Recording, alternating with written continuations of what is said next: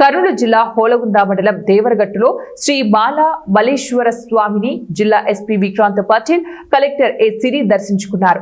అధికారులు, గ్రామస్తులు, భక్తులతో జిల్లా కలెక్టర్, ఎస్పీ సమీక్ష సమావేశం నిర్వహించారు. బండి ఉత్సవాలలో ఎలాంటి అవాంఛనీయ సంఘటనలు జరగకుండా చర్యలు తీసుకుంటామన్నారు. భక్తులకు అన్ని రకాల మౌలిక సదుపాయాలు కల్పిస్తామన్నారు. అక్కడ గ్రామానికి బాగుంటుందనే ఒక మిస్కాన్సెప్షన్ ఉండడం వల్ల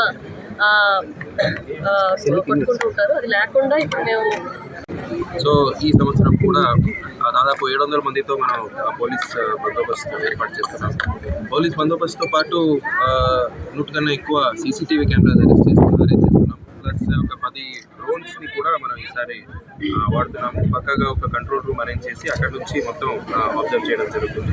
సో ఈ ఆల్రెడీ డిస్ట్రిక్ట్ లెవెల్లో 2 కోఆర్డినేషన్ మీటింగ్ పెట్టడం జరిగింది. దీంట్లో అదర్ డిపార్ట్మెంట్స్ ఏమేమి చేయాలో, ఎలక్ట్రిసిటీ, R&B, ఎక్సైజ్, ఫారెస్ట్, వీళ్ళందరికీ తగిన సూచనలు కూడా ఇవ్వడం జరిగింది. సో చాలా కొన్ని రోజుల నుంచి మనం ప్రతి గ్రామంలో వెళ్ళి సబ్ కలెక్టర్ స్థాయిలో, ఇన్స్పెక్టర్ స్థాయిలో, పోలీస్ ఆఫీసర్ స్థాయిలో అవేర్నెస్ ప్రోగ్రామ్ కూడా కండక్ట్ చేయడం జరుగుతుంది. ప్లస్ కోఆర్డినేట్ సెర్చ్ కూడా మనం చేసి ఈ నాటు సారా కావచ్చు, కొన్ని స్టిక్స్ కావచ్చు, అవి కూడా సీజ్ చేయడం జరిగింది. ప్రజలకి, ఒక గ్రామస్తులకి ఒకటే మన విన్నపము, ఈ వారి రూమర్స్ అంటారు, కొద్దిగా ఒవ్వాపోలు అంటారు, అవన్నీ నమ్మకండి.